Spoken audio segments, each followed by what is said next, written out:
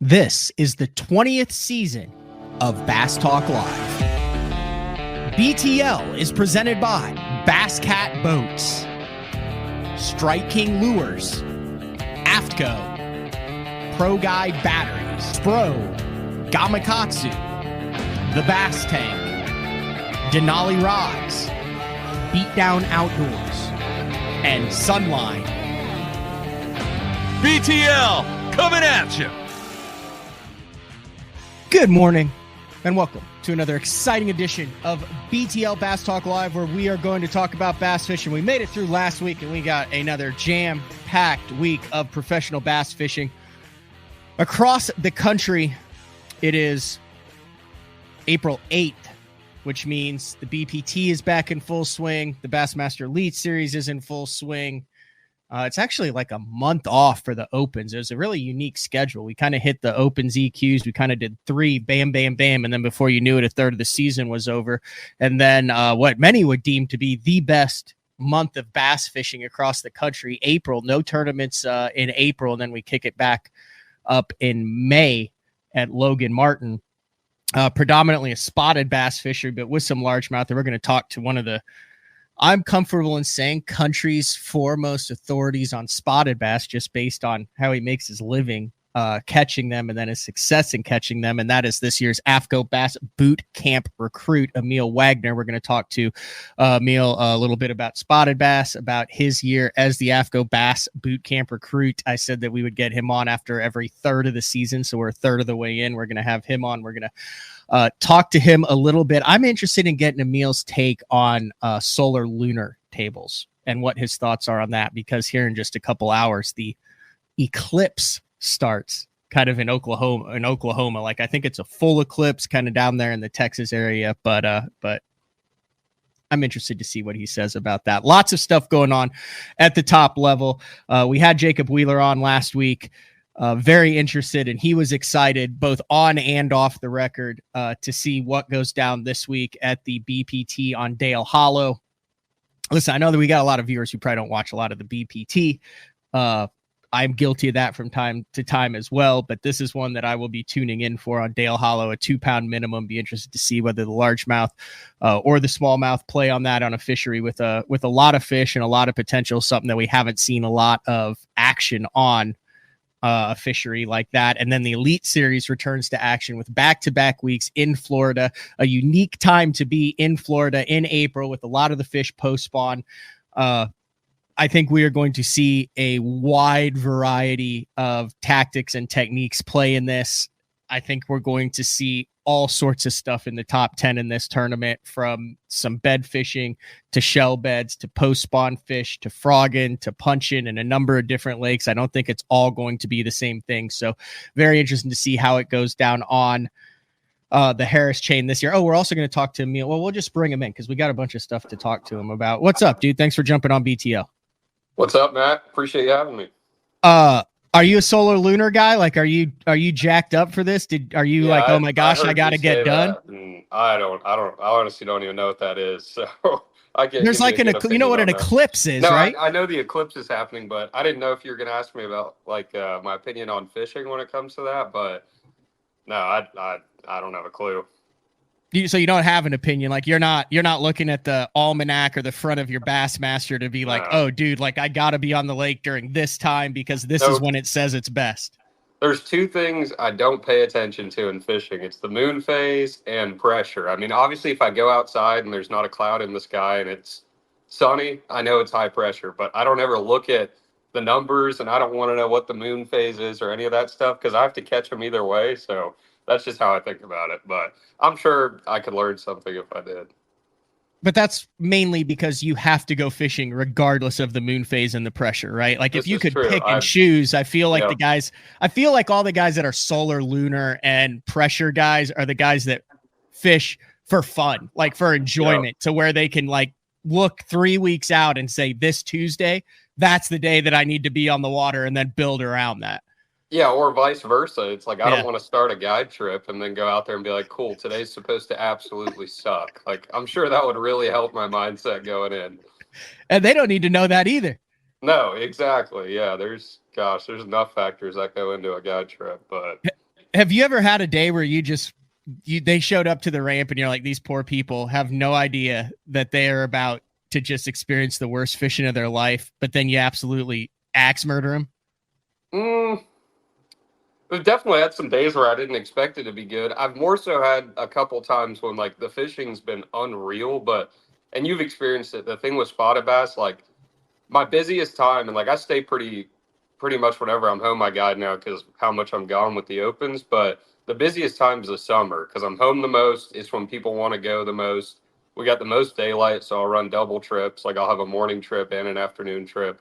But it's the most fun fishing, but you have to do everything perfect. So like the fishing will be unreal, but like their casts will be a little bit off. They don't work their baits quite right. So we'll go from a day where we could have caught like 40 on top water or something, and we only caught like 5. So those sting sometimes, but I mean, I remember last year the top water bite kicks off really hard, usually like early June, and it hadn't quite started yet, and it was kind of funky.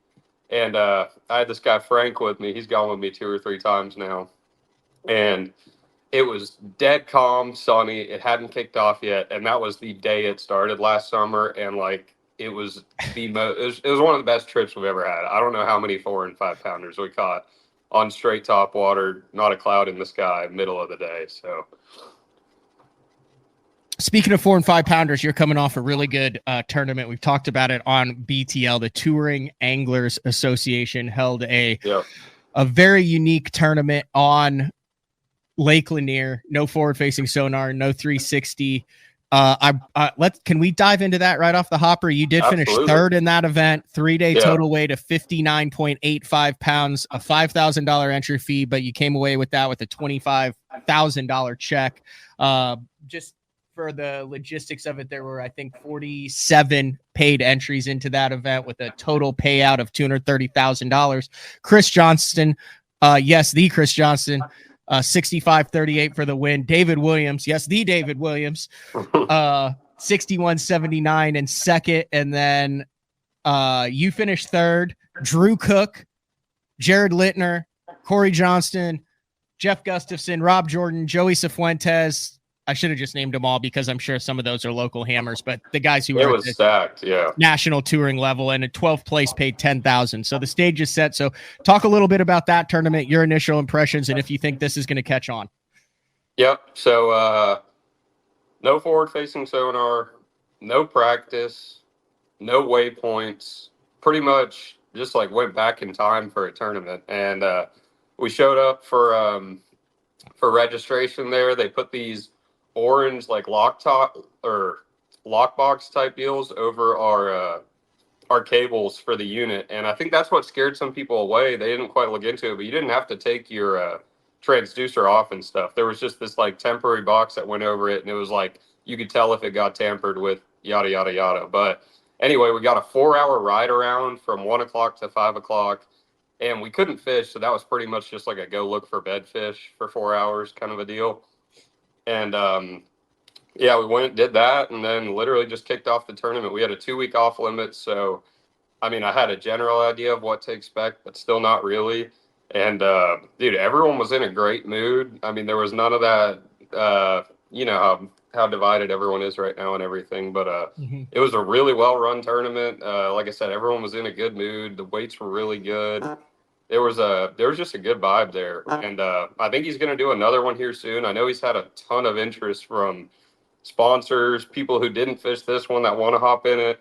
I think he's thinking, I don't want to say too much about what he told me because it might not be my place to, but it's, from what it sounds like, it's going to keep going, and he's had a ton of interest from both anglers and sponsors and different people, which he kind of didn't have before, but this was kind of proof of the product, I guess, even though there was only 50 boats. But yeah, I know they were shooting for what, a 200 boat full field that would pay, was it 300,000 or 200,000 or something initial crazy goal for first? 200 boats, 40 spots paid, and it was going to be an insane payout. But I think based on what he told me, he had that in signups, which obviously he didn't do a deposit to sign up. You could just go on there and sign up. So like a lot of people are going to do that, even though they're not going to fish. But a bunch of people bailed because they were like, oh, there's only this many boats, so I'm not going to pay.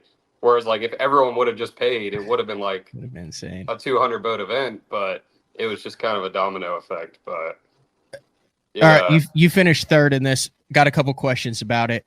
First, off the top, that steep of an entry fee, those rules, do you think this is going to catch on? Is this going to be either, do you think specialty events that guys are going to jump in every year, or perhaps another national tour that guys will end up exclusively fishing? Because with these payouts, if you can get a certain number to commit, I mean, you can make a career off of that.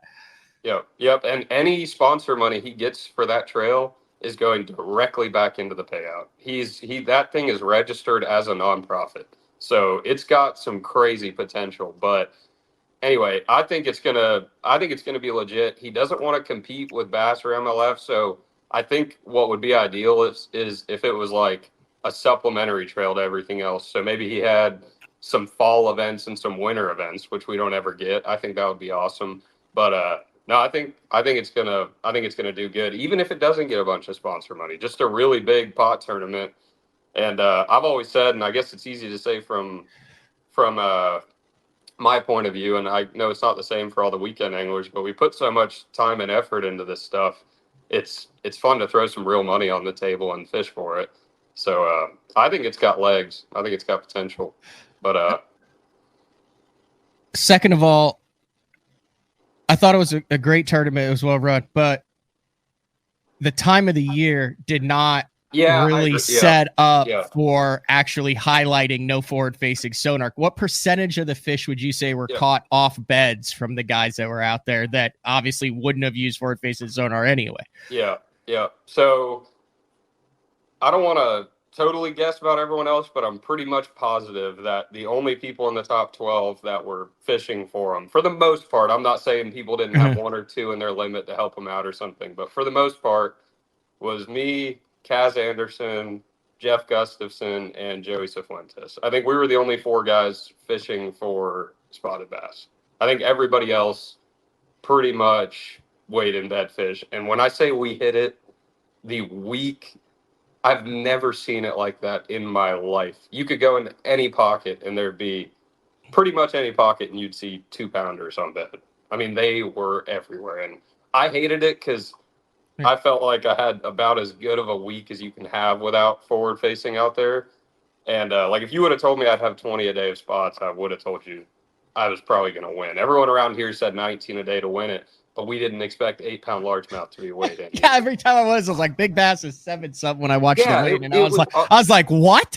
You wouldn't believe. I have never ever been to a weigh-in on that lake, and there is just 4 to 6-pound largemouth everywhere in people's weigh-in bags. And I like I said, me, Kaz, Gustafson, and Joey all just fished for them. And I agree with you. I think to highlight it, you got to do it. Like I think he's thinking about doing it on Lanier in January next year, and that'd be really cool.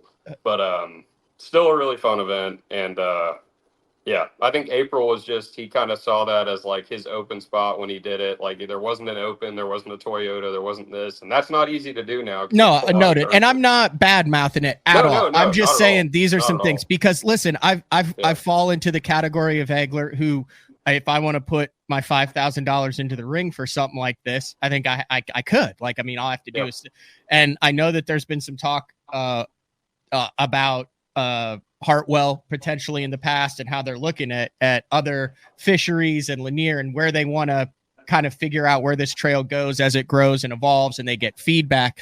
So let me ask you one more question then, because this is one that would be extremely hesitant for me to throw $5,000 in, even with no practice. By the time you're there, it's a 3-day tournament. If you make the cut, you're 6,500. Let's just say you're $7,000 in, especially if you have to drive. I think it's a very interesting dynamic with no waypoints. Now, obviously, I understand what the point of that is, but if you're looking to get boats in this, and the point of it is a no forward-facing sonar or electronics, for a guy like me, who I feel very comfortable on Hartwell, over the last 8 to 10 years, I've spent 40 plus days out there in tournaments and competitions and all that. But I also know that there's about 30 guys out there that I want no part of without waypoints, because with waypoints, I can roll up and I can still hit the cane that I found, the work that I've put in on that. But I'm hitting cane that these guys have put in. And if they're going to put their 5K in, there's about 30 or 40 guys that I want, there you go. I want absolutely no part of, because they can roll up and make that exact cast. And I'm like, I got a blindfold on out there without the waypoints. So I think you get a lot more guys to say, yes, no forward facing sonar, all that, but keep the waypoints that you have out there, because hell, we've been fishing with waypoints for the last 30 years of professional bass fishing. That's never been an issue. It's been the forward facing sonar. I just know from someone like in my standpoint, and you can say that that's, oh, you don't have the confidence. You can, no, I feel like I could go out on Lake Thunderbird right now and make 75 casts directly to brush piles. And there's guys that I wouldn't want to mess with any of those guys, especially as good as you are. Like, I wouldn't want to mess with you without waypoints out there. You know what I mean? Like, think about it. You're running through your head. You don't need waypoints. 99% of people do. So just from putting the money in and being able to compete, I think that's important. Yep. And totally get your point. I guess I kind of see both sides of it, right? Because I think the whole deal with the no waypoints is, I guess, to play devil's advocate, is you always hear about guys, and I'm sure it goes down a lot. I've never done it, but like, there's guys who buy waypoints, buy information for various tournaments. And his goal for this was to do like a totally even playing field. And what I guess the no waypoints does is, you can't call the local guide or the local hammer or whoever and say, hey man, let me get this, I'll pay you. I mean, there's people that are in this sport that have stupid money, and they'll pay a couple $1,000 for some good waypoints. And I think I like it in that sense, because you don't have to worry about people buying information necessarily, not as far as specific waypoints go. But at the same time, like, even for this one, I was like, dang, it would be nice to at least like know when you pull up, like, this is generally where I need to throw. But at the same time, it was kind of cool, because I ended up running more of a pattern than I would have just spots if I had my waypoints. So in that sense, it was kind of fun. But yeah, I don't know. I see both sides of it. I definitely think we should at least, I guess you can make waypoints in the rider comp, but yeah, I don't know. I see both sides of that one. I think maybe you should. I caught like most of mine out in the middle of the lake on a shaky head with no waypoints. Yeah, I didn't even have 2D sonar. Did it feel weird? It was super weird. Like, I'd pull up to a place, the wind was ripping too, and I was just throwing a Berkeley General on a shaky head. Really simple, but dude, we throw that thing year round here and it catches them. But I'd pull up, I'd zoom in on my Lowrance to make that 100-foot range bar like as wide as possible, and you'd spot lock into the wind, and then most of the time I just fished off the back deck, and you'd once you got bit, if you were spot locked, you could kind of go like, all right, that's my cast. Okay. And then you'd usually catch a couple. But a lot of those spots were spawning too, like on like shallow humps and little like, isolated rock piles and stuff. And if you spot locked good enough and had the right line, you could usually, like, even some of those rock piles I knew about, like, you could hit them within 3 or 4 casts. But no. But a shout out to the guys at the TAA. Yeah, seriously. And Alan, the guy who runs it, super cool dude. He rode around with me the last day. We had to have like a observer or whatever, and he's a super cool dude. Like, I genuinely think he just means well for the tournament world and wants to see good payouts and everything else. And his no practice thing too, just to touch on that, was also to help people save on cost, because I think he's going to do 1 day of practice in the future. And if you think about it, that's not bad, because nobody else in the field is getting any more practice. It's different on the opens when they didn't have like a limit. It's like, if you weren't there for 2 weeks, you felt behind the curve because like other people were doing it for 2 weeks. If nobody else has the option, it's really not too big of a deal. I agree. There's a lot of things in this realm of tournament fishing that you hear that don't come to fruition. So to actually hear about it a year in advance, to have it actually come, to have it go off as smoothly as it did, very underrated. Like, people are just like, oh, that was cool. They don't understand what it takes to put something like this together. So a big shout out to the TAA. And it's not for or against anything. I mean, there are big tournaments that are swim bait only tournaments, frog only tournaments, all sorts of unique one-off tournaments. And I think that there is obviously based on who signed up now. And I think once you've got one, you're going to have a bunch more guys sign up for the next one. So that's the TAA. Plus, I mean, you cleared 20K in it, which had to be a good feeling as well. For sure, especially the opens. You're not making too much in those, so it was nice. Yeah. Speaking of which, let's talk a little bit about the opens, and then we'll take a break and come back and dive into some tips and tactics, which is one of the things I'm trying to focus on, especially right now on BTL, is to come away with something. So if you have a question for Emil, fishing related question, go ahead and get that in. We'll talk about that at the end of the show in the last segment. But AFTCO Bass Boot Camp recruit, we had you on with Matt Florentino talking about that. We're a third of the way through the season. You're currently in 44th out of 155 open EQ anglers. Really, I don't want to say in a good position, not in a bad position after the first third of the season. Kind of break it down for us on your first 3 open EQ events. Yeah. I guess it's nice to hear you say it that way, but I feel like I'm in a pretty horrible position after Santee Cooper. But started off really good.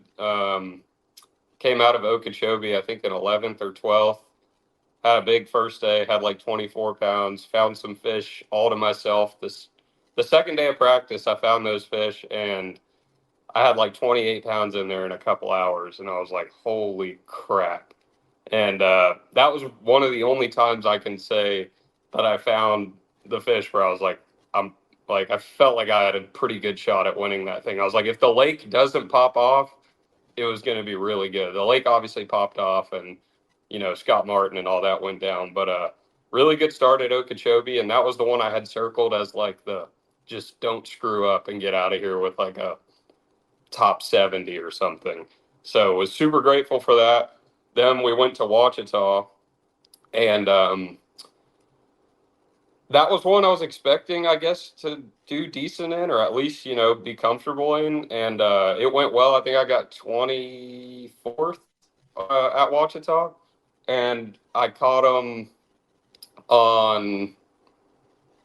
I think I caught all those on a jig head minnow, and I weighed 1 or 2 on a jerk bait. Should have weighed a few more on a jerk bait, but they like jumping off. That clip right there, that's me losing a big one the first day. Oh, how big was that? I didn't mean to. I just literally you can barely see it. It comes up in Wallers right here. It had one back hook, and I'm just trying to like ever so gracefully play it, and I cut the audio, but it was pretty bad. That's probably smooth. I'm actually playing, if you're listening on iTunes, the Lake Ouachita Bass Boot Camp, all of Emil's EQ tournaments. He's filming, editing, and that is running on the AFTCO Mother channel. There's a whole tab for the Bass Boot Camp, so you guys can go in and follow his journey with the entry fees paid for those open EQs.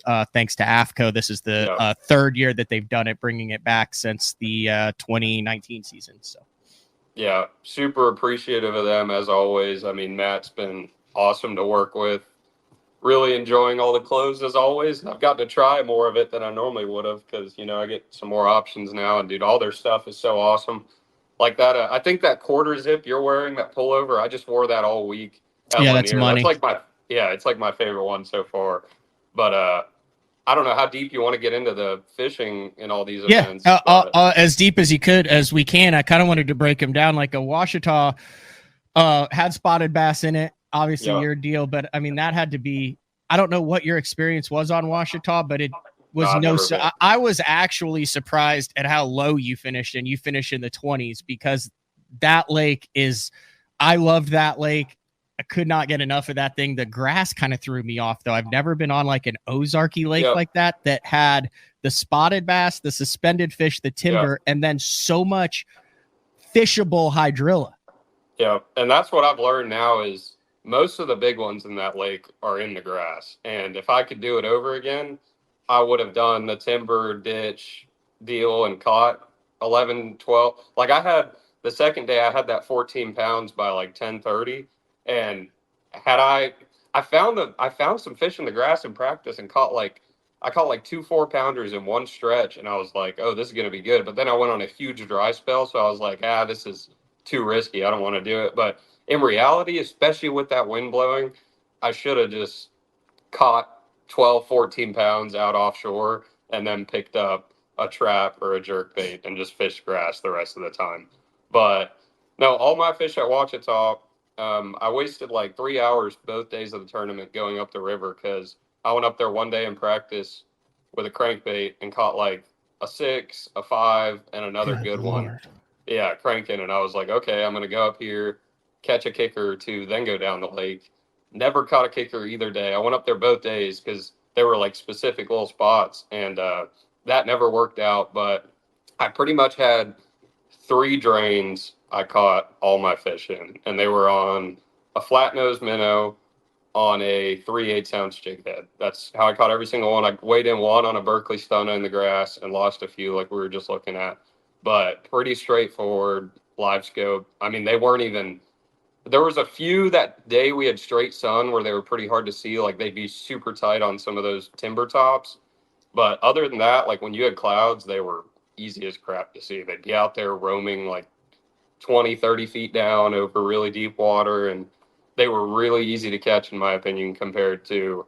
I feel like the fish on Lanier get more pressure than just about any herring lake. So those ones can be really tricky to catch. So these ones were just like pretty much get the bait to them, work it right. And I think I caught 40, 50, 60 fish a day, and it was just a matter of catching some decent ones. The 90% of the time you set the hook, it was a 1.5 pound spot, and occasionally you'd run into one. The second day, I had all spotted bass, and then I pulled into a ditch and caught like one almost 4 and a 3, and then like 30 minutes later a 3.5. And it was just bam, bam, bam. But if it wasn't for those big bites, you know, you're stuck with 10 pounds. Isn't that how tournament fishing works? Yeah, and I know people see the weight. You need big bites to get a big weight. Yeah, you're right. But it's like everyone always thinks it's like super pretty, but it's you kind of just have those flurries and hope that you capitalize on them when they come. But Okeechobee was a lot different. That one, it was just like, dude, the first day I threw back 21, 22 pounds and just never caught. Wait a second. You were in the canal. Yeah. Did you see me in the canal? I saw you one day at practice, and I was like, I wonder. And it was after, and I was all over. Did you catch him where I saw you? Were you like guarding that spot? Because I was trying to like work my way. If I found him, when I found him, it was like 1 or 2 casts, catch one and leave. But I had one spot in there. The day that I saw you in that canal. If it was in front of a dock, then that was where I caught him. You were dead nuts in front of the dock. That's exactly where you were when I went past. Yeah, that spot's ridiculous. So that day, and listen, I went and pre-practiced Florida and all that stuff. And so that day that I saw you in there, I caught 12 fish in that canal. Not a single one was over 13 inches. Did you catch them in there? Most of them were tiny. You caught them that day, though? Like, I didn't just pick a bad day. I just did not figure that canal out. What day of practice was that? It was the first. It was brutally windy, and it was the first day after the cold front. You smashed him in there that day? Yeah, I had like high 20. It was one of the biggest. There's nothing worse than being in the right spot and just missing it because of skill or ability. I was this close to missing it because I was in there like fishing the grass and just seeing if there was like open water fish, blah, blah, blah. And like I'd punched a bunch of mats. I had like a frog bite or two in the canals. I'd like found a really cool looking spot down by the that like lock looking thing. I guess it's a lock. Yeah, it's a lock. I'd found like a badass little rock pile over there, and I was like, there wasn't anything on it. And I was like, man, if they were in here, they should have been on this. Kind of one of those things. So I was like, they're probably just not in here. And literally I was about to leave, and I saw like a group of 3 on my scope, and I was like, oh, they're probably crappy. And I caught it as a 2-pounder. I was like, there might be some bass out here. 5 minutes later, I catch a 6.5. But they were open water, kind of random, and I was like, oh, this is a little weird. My buddy was in there with me. I was like, yo, come here, come try this. He catches a 6, like right next to me. And I'm like, okay, there's something to this. Then I ended up 2 days, I graphed the entire thing, and I found 3 or 4 spots in there. One of them was that one spot. And dude, when I tell you it was nuts, I mean, in practice, they were acting right. In the tournament, I still caught them, but it wasn't even nearly the same. In practice, it was like absolutely stupid. Like 4-pounders left and right on a big glide, like a Hinkle shad. It was fun. And you just see them floating, and they just like I said, the spot truck it. They weren't floating on the spot I caught them on. They were glued to the bottom. You could hardly see them. Yeah, but when in the practice, when you caught them on the glide, in practice, it didn't matter if they were floating on a rock pile. Whatever. Was there not just a absolute insane amount of trash fish in there? Yeah. But once you caught a few bass, you kind of figured out what they looked like. But not saying you didn't throw at a trash fish, but luckily none of the trash fish really bit. So it was like pretty much. Yeah, I caught a bunch of catfish in there. I caught a few. On a jerk bait. But yeah. If you ever want no, to that was catfish, impressive. There were a couple of you guys that absolutely murdered them, and then if you watch your Bass Boot Camp, like it was easy. Like it was easy. Like it was sickeningly easy. How you made that look. Stupid. It was stupid. Like, and my co-angler the first day, he lost the whole tournament by a pound. His first fish, like third cast, is a 12-incher hooked in the throat, and he's excited as crap just to be weighing in the box. And it doesn't look good, and he's like, I'm gonna keep it. I'm like, all right, whatever. Second fish he catches, 8-pounder, puts it in the box, and he's like, dude, my 12-incher's dead. He's like, you think we can get it to move or anything? I'm like, nah, dude, it's dead. Like, it's dead. You gotta keep it. And third fish he catches, 5-pounder. So he's got an 8, a 5, and a dead, I'm talking like 12-incher, skinny Florida special. 14-ouncer. Yeah, if that. Which is now a 10-ouncer with the dead fish. Dude, end of the day, freaking catches one almost 7 and has to throw the 5-pounder back and lost the tournament by a pound. So he would have won it by like 4 or 5 pounds. Yeah. Oh, that's rough. Yeah. But there was some big ones in there, but that was so much more fun than I went to the community hole. Everyone caught them in the last day of practice, and I caught a 9-pounder flipping the reeds in there. One of the biggest ones I've ever caught, but I just didn't want to do it with all the boats when I could go over there and, have stuff to myself. But that was really fun. And then, like I said, we had Ouachita, and then the bad one, Santee Cooper. Let's take a break before we get into Santee. Yeah.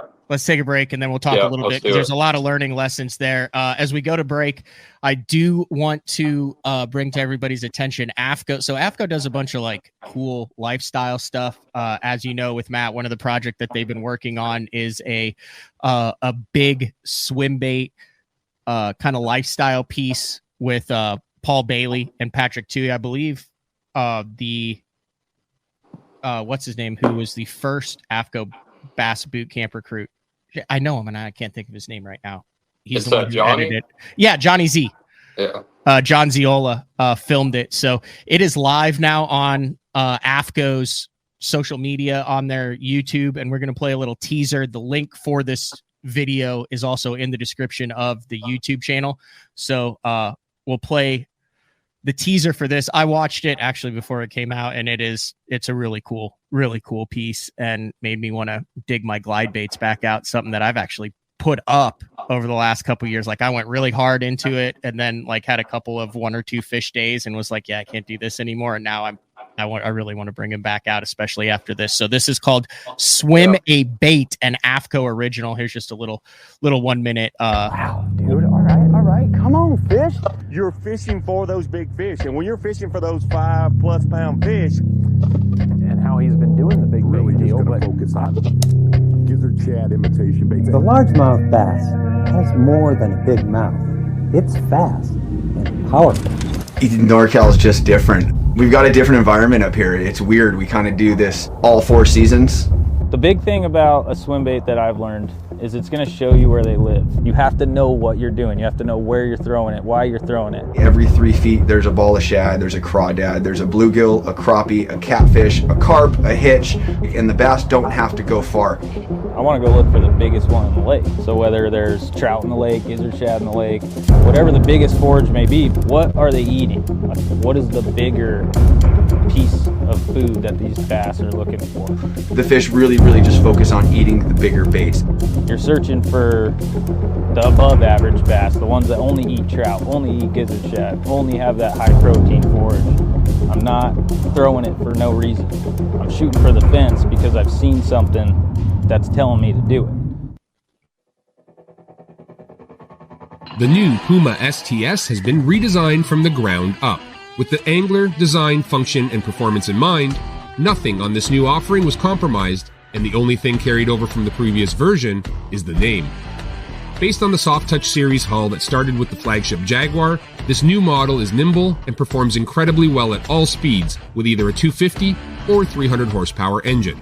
Featuring a new 96-inch wide-body footprint, this hull measures out at 20 foot 7 inches in length.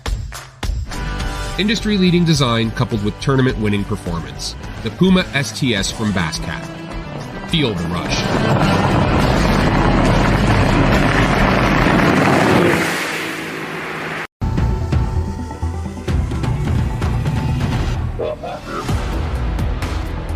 Gamakatsu, the innovation leader in fish hooks, is launching Nano Alpha technology in 2024. Nano Alpha is a new finish available on Gamakatsu's most popular hook styles. It delivers 2 times slicker performance, 4 times better corrosion resistance. Nano Alpha technology makes the world's greatest fish hooks even better in 2024 to help anglers catch more fish. Born in Japan, using technology, innovation, and precision, Sunline produces the widest selection of fishing lines at the most technologically advanced line factory in the world. Manufactured at the strictest tolerances to produce victories at the highest levels of tournament bass fishing. From household names like Christie, Swindle, and Cruz, to young guns like Cook, Logan, New, and Welcher, they all trust Sunline to take them to the top of the leaderboard. Choose the line that will give you the strength to guarantee your confidence. Sunline. Your early morning mentality is your every hour mentality. All gas, no brakes. Focus, purpose, power.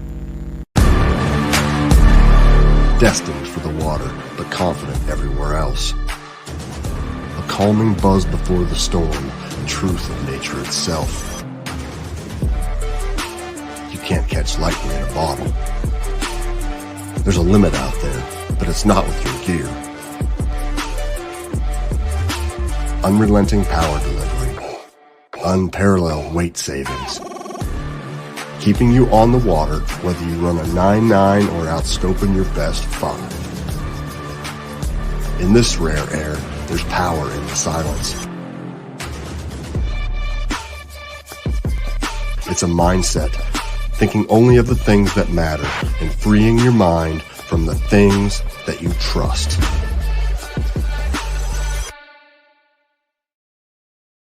Get the best patterns backed by tournament data. Start by finding the best 10% of your lake. Know exactly what to look for and what to throw. After that, just put them in the boat. Try the Deep Dive app today. Look at that beast right there. Welcome back, BTL, on a Monday with Emil Wagner. I do want to remind everybody that the BTL merchandise store is now open through the 14th, closes on the 14th, and all you have to do is either click the link in the bio or head over to basszone.com and then click on the shop BTL tab at the top, enter the studio while you're there. Also the last week for the St. Jude fundraiser t-shirt, our 3rd consecutive year for that. BTL supports St. Jude. 100% of those proceeds go to St. Jude, and then funneled through the Dick Hiley St. Jude Bass Classic, which raised over $1.1 million for St. Jude and over $7 million over the past 25 years of that event.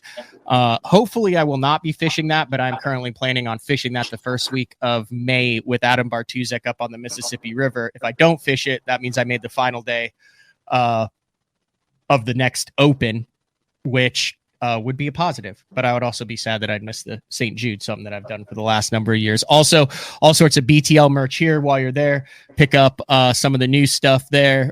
Quarter zip. We got youth hoodies, women's hoodies. This will be, like I said, the last week that you can order this stuff. Fits true. It's like pre-wash stuff. So I'm 6'1", 80, and a large fits me perfectly. And then also the limited edition. I'm sure Frank will be all about this on Thursday since it's the last day, but the limited edition Frank Scalish apparel there. So basszone.com, shop BTL, or click on the link in the tab in the description of the show. So, all right, back with Emil. Santee Cooper, you look at the standings, not your best tournament, not the best tournament for a lot of people. Like I said, the silver lining of this is there's 6 left, and even after 180th place finish, you are only 100 points out of the top 10, which literally is nothing when you look at the grand scheme of things. It's like less than 20 spots a tournament that you have to move up. But you're not used to sucking. That's all it comes down to, Emil. Dude, that was like, I told some of my buddies, like, me, Paul, Tucker, like, we all sucked. And like, it was like driving to the ramp that first day, dude. Like, I could have cried. Like, it was so bad. And I've never had anything like that where, I mean, you're just so spun out. Everywhere you go, you suck. You can't get a bite. It's like, I didn't even lose them. I just had a terrible event. And, we talked about it, but like in practice, I wasn't getting that many bites offshore. I pretty much spent my whole time side scanning, and but when you got bit, it was like a 5+ pounder almost every time, and I was catching most of them on a jerk bait on a stunner. And dude, by the first day of that tournament, I don't know if it just kept getting hotter and hotter, but like I remember the last day of practice, I found this one pile that someone must have just put out, and there was like 12 fish in it, like lined up, big ones. And the best places I had were just absolute ghost towns. And then I didn't practice shallow at all, but ended up just scrambling around. And the weights looked really pretty, but like it must have been an area thing. Or from what I know, some of those guys too, they'll just go flip cypress trees and not get bit for 4 hours and then just keep flipping. And then they'll catch 3 big ones in 30 minutes, which I guess is the same mindset I have here. But it's like, if you're not used to doing that, it was like I'd go flip for 30 minutes and I'm like, screw this, I haven't had a bite. Then I'd go throw a wacky worm. Then I went and frogged some backwater, and it was a mess. But yeah, that was a really bad one. Definitely a reality check, and it sucked. I think I went from like 7th to whatever I'm in now, 45th. But you say there's still a chance, so I guess no, I'm not saying there is a chance. There is a chance. Like last year was bizarre, and we're seeing, I mean, 7 of the 9 that qualified last year in the top 15 in the Angler of the Year after 2 events on the Elite Series. They had top 10s in the Classic. Like, I think what we're going to find is that this past year's rookie class was an anomaly as far as finishes. But if you look at the uncontrollable variables in fishing, the odds that 9 guys go 9 events from Florida to Hartwell in South Carolina, everywhere in between, smallmouth fisheries, spotted bass fisheries, muddy fisheries, scope tournaments where scoping doesn't play, rivers. I mean, the whole 9 yards without stumbling is astronomical. And I think we're seeing more normal results. Before this, going into it, qualifying was mid 50s average. We thought maybe with as many people, it would take a 60th place average to finish in the top 9. And then you look at last year and all top 9, it took a 37th, 38th place average to finish in the top 9. I think we're going to be back in the 50s this year.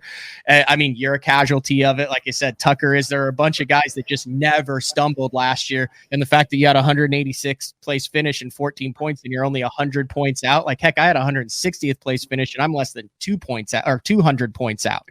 Like, I think, and over half of those EQ guys still have a legitimate shot to make it. Now, you're going to have to string some stuff together. You're going to have to fish well, but it's not a death sentence. 100%, like, not at all. Like, you could look at it and be like, thank God I caught one of those fish on day 2 at Santee Cooper because it gave me the 14 points that I needed to make the Elite Series. Like, seriously, you're going to end up having to look at it. Yeah. Yeah, and you know more about the stats than I do. Honestly, I thought it was like around a 40th place average every year. So I didn't know that some years it was lower than that. Yeah, definitely. Now, there were fewer guys that were fishing all of them. Right. And then you had a lot of more guys drop. But I mean, the numbers that we looked at were anywhere from 50th to 65th. Yeah, place average. I think a lot of what's causing it is, I don't know if it was to plan or not, but I don't think they could have made a more diverse schedule than they did. Oh, it's insane. It is literally the definition of diversity. And like it's almost like every tournament's totally its own thing. Whereas last year, if you look at that schedule, you couldn't have set it up better for pretty much straight offshore fishing every tournament. Yeah, I mean, they would roll in, and homework played a big role. I know a lot of those guys did a lot of pre-practice, a lot of homework, but 80% of the tournaments last year were sea cover, cast to cover with bait, and anywhere from 6 to 25 feet.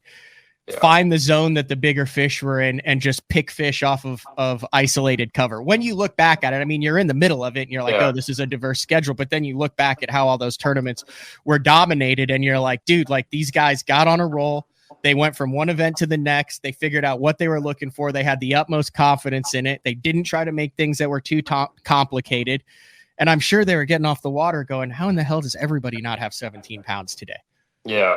Yeah, no, literally, it was all just high percentage offshore fishing every event. And this one, I mean, we've already had a Florida event, even Ouachita, which I think everyone expected to be a scope event. Like, I think most of the guys, half the guys in the top 5 at least had to be fishing shallow or at least just fishing grass. So that one didn't go the way we thought it would. Then we had Santee. That was like full blown spawn tournament. And obviously, that was nuts. Just flipping trees too. Yeah, that was insane. And then, we got Logan Martin. You could sit there and say, yeah, that's got spotted bass. That's going to be offshore. It's like, yeah, not really. It's a river. We're going to have a shad spawn. The water comes up that time of year. I mean, that's going to be a all over the place kind of a tournament, I think. And then, we got Eufaula, Oklahoma. I'm sure that'll pretty much be offshore, straightforward.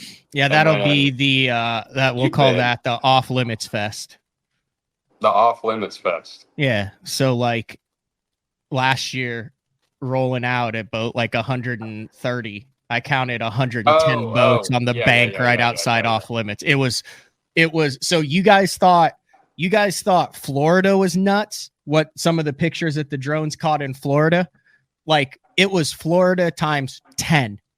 Has it been like that for years, or was that like the first? So they always catch him on that bank. They've always caught him on that bank. They always will catch him on that bank for the end of eternity based on how many boats go out of Eufaula Cove. It's also a main lake. It's the biggest main lake point right there.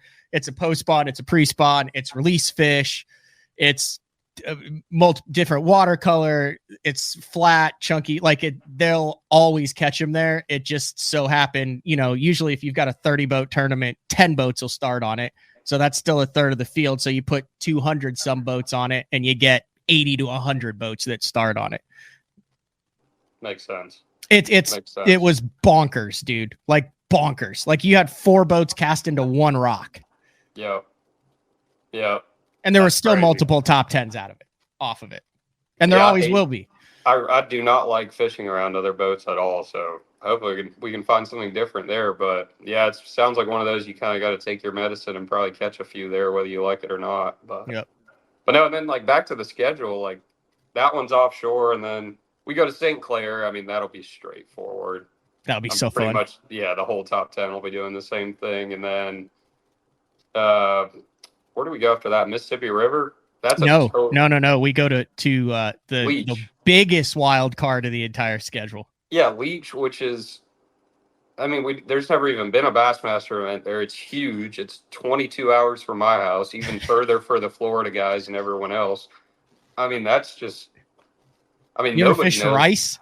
Yeah. The largemouth are going to play. There's some giant smallmouth in there. That'll be a total toss-up. Then you have Mississippi River, which again is literally all over the place. I mean, you can catch them off a wing dam. You can catch them frogging in the grass. You can probably go catch some smallmouth on some of those little shell bars or whatever they are. And then the last one, Hartwell, which like is an offshore event, but like it's totally its own thing. Like you're not going to go throw a jig at stumps or brush piles and get, you know what I mean? Like it's totally its own little ball game. So, I mean, dude, like I said, I don't know if they planned it that way, but it is all. That's got to be Hank. Massive shout out to Hank. Yeah. We're putting that together. Like, whoever did it at Bassmaster, one of the most diverse schedules. Very frustrating schedule because it's hard to like get momentum as an angler. I mean, this is what you felt, but look at how many guys have stumbled in the first 3 already. And yeah. And so you'll have all those videos out. Have you dropped the Santee video yet? Nope. But after Santee, I had Red Crest and this tournament and guiding, and I filmed both of those, and I haven't got caught up. But the Santee one shouldn't be too hard. There's only like 5 fish catches, so I'll have that one done pretty quick. But it should be out here in a week or Dude, so. I think there's a lot of people that look because you learn from that. I mean, you take a talented angler who struggles, and there's so much you can learn that you can learn from those events. Oh, and it was, looking back, it was totally my fault. Like, I just figured, like, with the size offshore, I was like, I did it for 3.5 days. When I found a place and got bit, I left. I was like, it's tough, but if I run all this stuff, like, I'll be all right. But I should have seen with how hot it was and how heavy of a pre-spawn tournament the Bass Pro Tour was and everything lining up. Like, it should have been pretty obvious that was going to be a full-blown bank spawn tournament, and I just tried to play it into my strengths, especially catching some in practice. But dude, I just totally missed the ball. But yeah, definitely learned from that one, and they smashed them. I mean, the weights were insane. What's your schedule look like as far as booked? If guys want to get out with you and learn the ins and outs of giant spotted bass and smash some, we're coming into herring spawn season. We're coming into the time where you can watch these tiny mouths and big old bodies come up, and it's fun time, right? Yeah. From right now, the herring spawn was not going at all for that TAA tournament. I wasted 3 hours the first morning running every place I knew that had them, and it was not happening. But it's probably happening right now.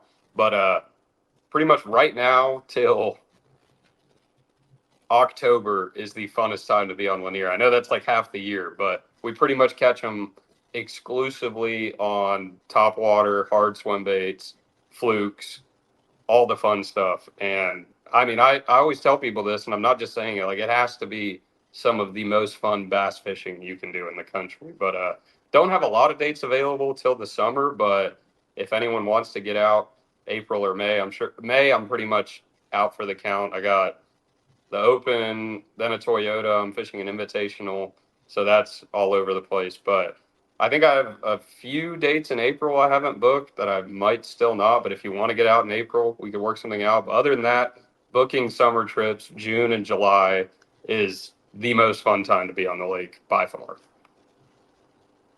Emil Wagner Fishing.com if you're interested in that. Yeah, pretty honestly, it's actually kind of a problem. I haven't checked my guide email in a while. I just do my phone number. Dude, that's your job. You need. I know. Yeah, I know. I don't know. I probably shouldn't have said that. But don't email me, just text me or call me. My laptop broke a couple weeks ago. And is your number on there? Yeah, it's okay. On there. Number's on the website. You having fun this year? Or are you stressed out this year? I mean, it's a big year for you. Dude, I'll be dead honest with you. The Open's great ran tournament. I'm not even getting close to hating on it, so don't take it that way. But last year, the Toyotas and everything else had a lot more fun. Like, I'm not saying these aren't fun, but like, they're not fun, Emil. It's just different. Like, everybody, like, it just feels more cutthroat, and like everybody's just stressed and trying to get points, and it's like, it's just, I can see why people don't want to do this for more than a couple of years. It's a different level of stress, and I can see if you're just on cruise control doing good, it's probably not too bad. But dude, it's like you just have to catch them every single one. There's nothing like it. Even the Toyotas, it's like you got 3 tournaments in a division and 3 or 4 divisions you can bank on if you're trying to make a championship or make a tour over there. And this, it's like it's a gauntlet, like everyone says. But again, not that I'm not having fun. It's super stressful. That's for sure. Well, you can follow Emil's journey over on AFTCO's YouTube channel. Are you having fun, Matt? Oh, hell no. Listen, I always say this, Emil. I say it's the most stressful week when it's an open week. And it is not fun. I do not enjoy it, but there's nowhere else that I would rather be. Yeah, I agree with that 100%. It is cool, and I've had some mediocre years. I've had some years where I've been really close to making it. I've had a couple top 10s.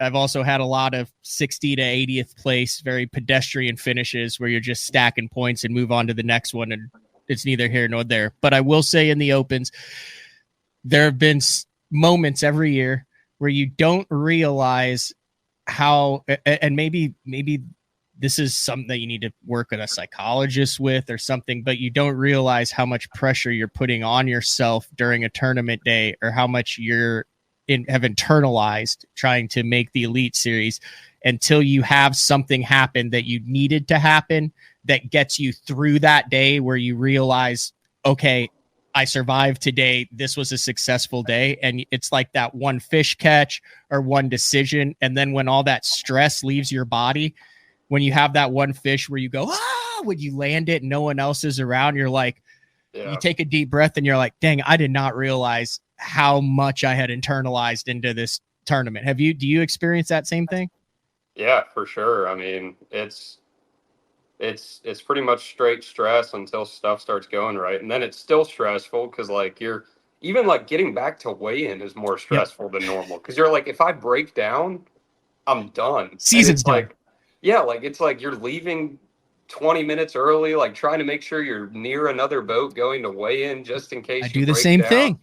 Like there's just a million things you think about that you normally don't. And it's like, I said that same thing to some buddies before Santee when stuff was going well. It was still just super stressful. But I did the same thing on Washita. So I know that I had a really good bag on Washita on the second day, but I was 10 minutes away. That front was coming in. I knew the wind was rolling. I didn't have a co-angler. I had just caught a 5. I called up, but I also thought if I stay here 10 more minutes, I think I got a 50% chance of catching another big one because I just found a stretch where they were following it. But I'm like, dude, if I do that, then I've got to idle out of this timber. What if something happens? I'm back behind this island where I have to run an area that I hadn't run. Yep. And I don't know if you ever get used to that, but those guys, like you watch those guys who have done this for so many years, and they're so good at coming off pad with 45 seconds left and tossing their buoy in there. And that's what I did all last year. I never come in early, like tops 2 minutes. And this year, like, dude, at Okeechobee, I came in like, I think I fished 3 hours the first day and then like a couple hours the second day. And I didn't even have the balls to run to the community hole and fish for an hour and a half and then go to weigh-in. Because I was like, if I run up there, you just got right outside. Yeah, I just went to the takeoff and might as well have just checked in. But yeah, it's just a totally different ballgame. Because if you break down literally one time and 0 and don't make it in, like, you're done. Yeah. Now, I'm still shell-shocked from that Toyota Series championship where I made one stop 50 miles from check-in with an hour left and my shift actuator went out and I knew that I had 20K in the live well and no one else was around. Like I'm still like really shell-shocked. That actually went down in the AFTCO Bass Boot Camp video. It's still out there. So, well, dude, do you know what happened to me at the championship last year? Oh, I know something happened. The last day of the event, I broke down with 6 minutes left till check-in, a mile from the ramp, dead in the water. Yeah, and I lost by 5 ounces. Travis Harriman, I stood up and I told my cameraman, I don't even remember what I said. I kind of blacked out, but I looked at him and I just said, help. And we both stood up and just started doing jumping jacks. And Travis Harriman pulled in, got off pad. I threw all my fish in a bag. Didn't even call Mark because I assumed it was in the rules. Hopped in his boat, and we made it in with like 30 seconds left. Yeah, it's the same thing we did. Like, unbelievable.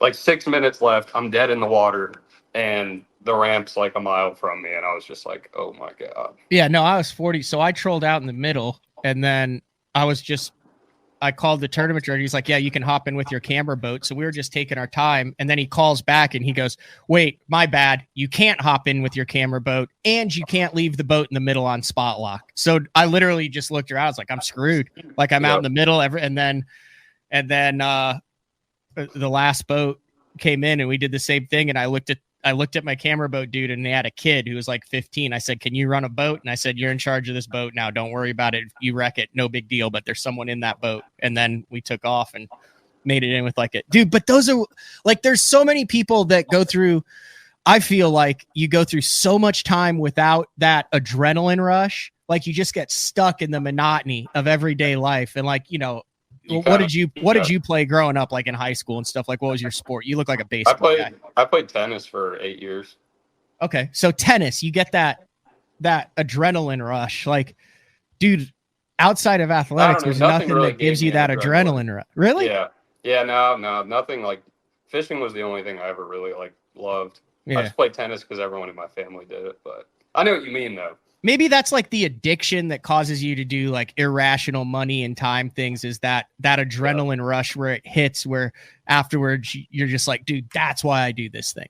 Oh, for sure. Like catching a big one on tournament day, that feeling is 100% why we do it. At least for me. So when you have a giant fish on that is a difference maker, it's a tournament winner, a final day, or it's not one where it's just, I mean, it's your tournament fish. What is going through your head now, or does that change? I'm curious on this. Is it positive thoughts like hell yeah, or is it don't lose this fish because I'll regret it the rest of my life? No, like, what is your thought process? It's pure chaos every time. It's like this thing's gonna come off, and it normally does, and I'm just like, if I always tell people, if you could figure out how to fight fish and set the hook the way you do in practice, you'd have way better tournaments. But I don't even know that you can, or at least not for me, because it's like, if you love it, I mean, it's like when you hook a big one in a tournament, it's just like, I'm not saying there's not times I hook a big one and I'm just chilling and do it right, but 90% of the time, dude, it's just you're freaking out, especially in a tough one, which most of these opens are. I mean, you're playing them. You feel like you're playing them better than you normally would, trying to do everything right. Or in reality, you probably need to just set the hook and reel them in and not do anything stupid. But no, I'm with you on that. It's usually not smooth. And then you get it in, and it's just it's adrenaline. Or you lose it, and then you're trying to figure out how the hell to get your day back on track. And even if you don't say anything, it just internally just burns for the next month. Yeah, and no net too, but it's weird. Like I thought coming into this year, I'd lose a lot of fish at the side of the boat. And shockingly, I think I've only lost one fish that would have mattered at the side of the boat. And it was that one at Ouachita, maybe two. But I don't know why. Like I thought a bunch of them would come off trying to grab them. I haven't lost a big one down there, like grabbing it next to my console yet, which has been shocking to me. But I lost one at Santee that would have helped. I mean, it would have given me an extra 10 points, but I jumped it off way. But like right now, I'm in a zone where I feel where I don't.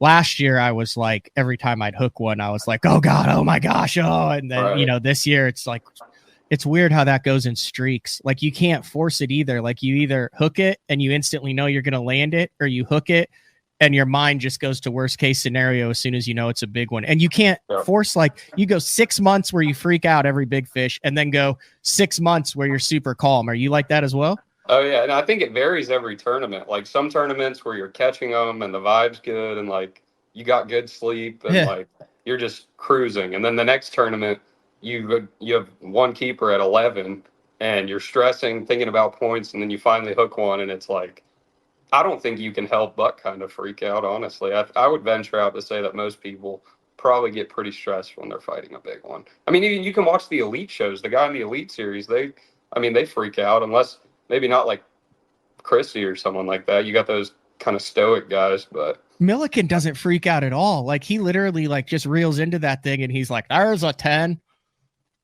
Yeah. He's like chatting with people. He's like, I don't know. Yeah. It's bizarre. Yeah. It's wild. Well, it doesn't hurt. It doesn't hurt when you're at somewhere like Toledo or Fork either, where there's a 5-pounder swimming every 40 feet and it's all scope. You know what I mean? But I think it just depends on the tournament. But no, there's definitely some guys who handle it better than others. I feel like I've gotten a lot better for sure. But I have like, I hate like when you have one. So like the year that in 2021, I was really close and I wanted to make sure it was it.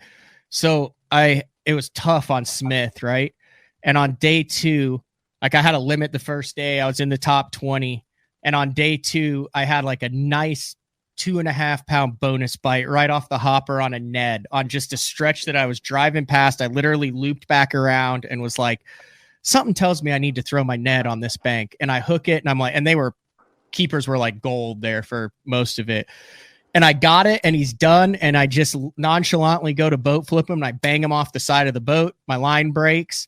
And like, I catch one fish the rest of the day, and that one lapse in judgment like just derailed the entire tournament, and I ended up finishing 70th because I lost a 2-pounder on like my third cast of the morning. It was wild how I couldn't get it back. Yeah.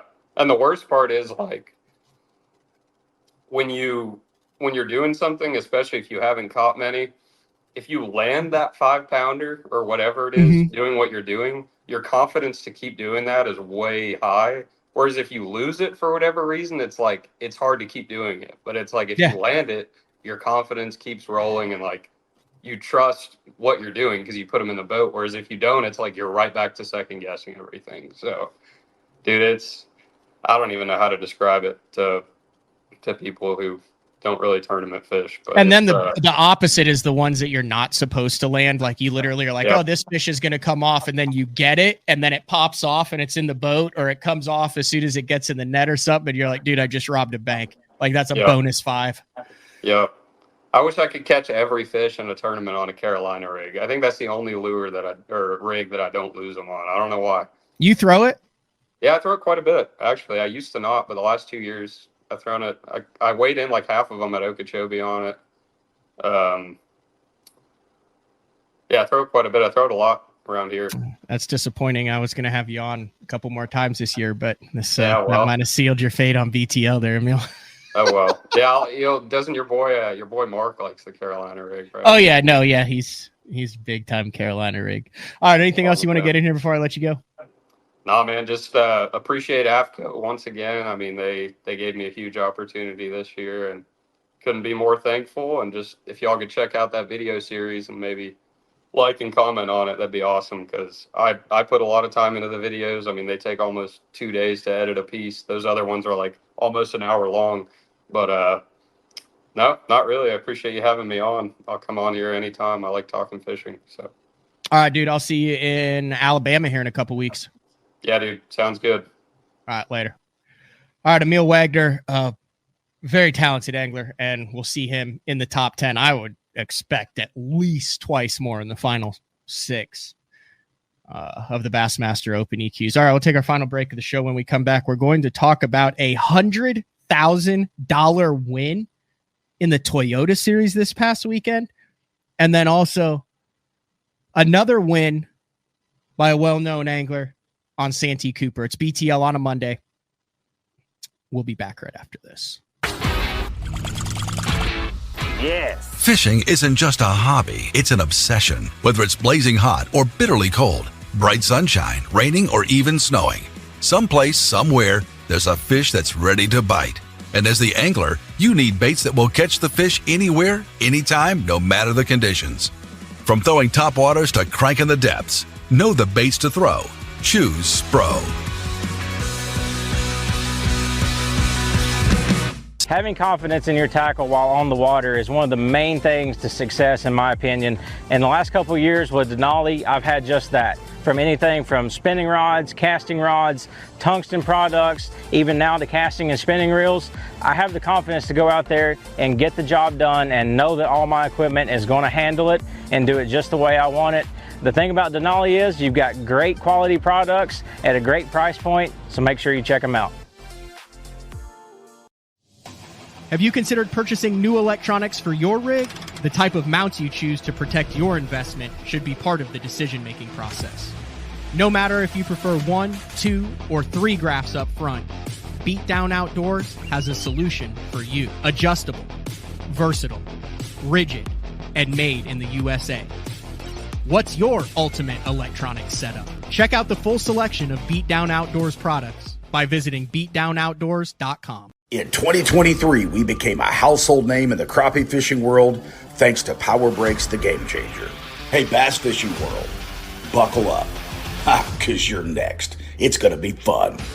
Welcome to the next evolution of our product line, Power Breaks Sidekick, designed to install right on your shallow water anchors. We are the first and only fishing brake company to offer a breakaway system. Just like with the Game Changer, the Power Brake Sidekick has it as well. And it's not a matter of if you're going to need it, it's when. Power Brakes, the most durable fishing brakes available on the market today. Made right here in the USA with our rock-solid 2-year warranty. Hey, not all fishing brakes are built equally. and you owe it to yourself to find out why ours are different. Power Brake Sidekick. Order yours today at mypowerbrakes.com. You'll be glad you did. All right, wrapping things up here on a Monday. Big shout out to Emil.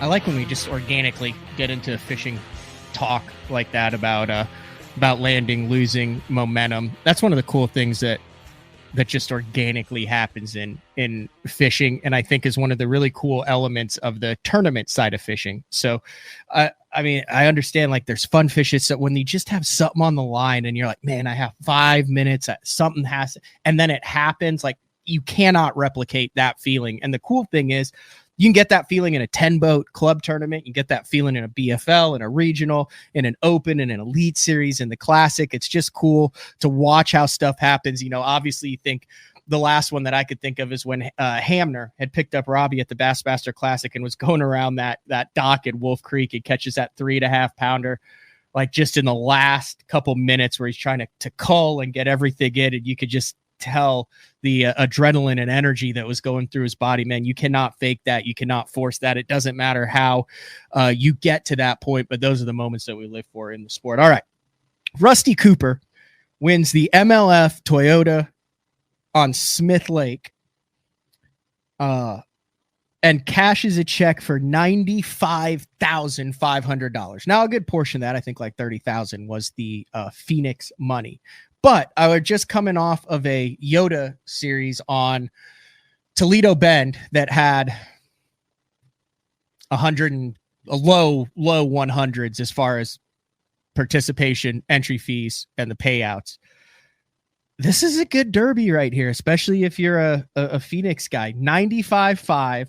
There were 242 boats in it, and it paid 60 places on Smith. Ironically, Gerald Swindle, I believe, got the 60th place check in there. But here's the only thing. I only paid $5,000 for 10th place. But shout out to Rusty Cooper. There was a lot of, I think Wiggins got second in that one. You really don't want to mess with Wiggins on Smith. I think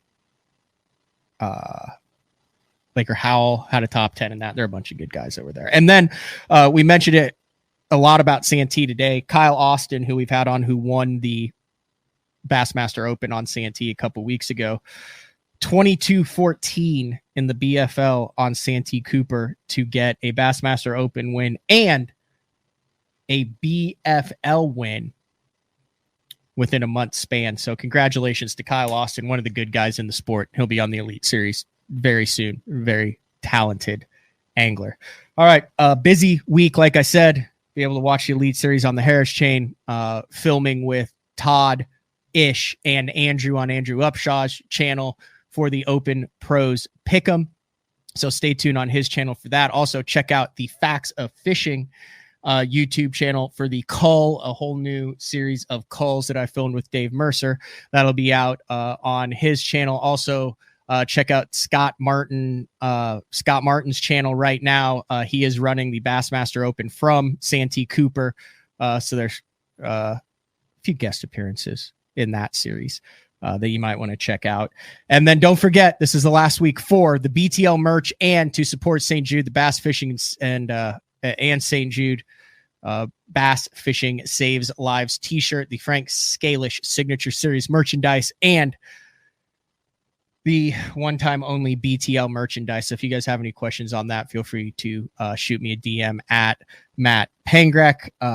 Got a good week, a Q&A show tomorrow, and then Tom Brubaker from Strike King on Wednesday to talk about a really cool program that Strike King has that if you are watching this, listen to this, give you a chance to get your hand on some cash and some Strike King product. And then day 4 live with the man, Frank Scalish.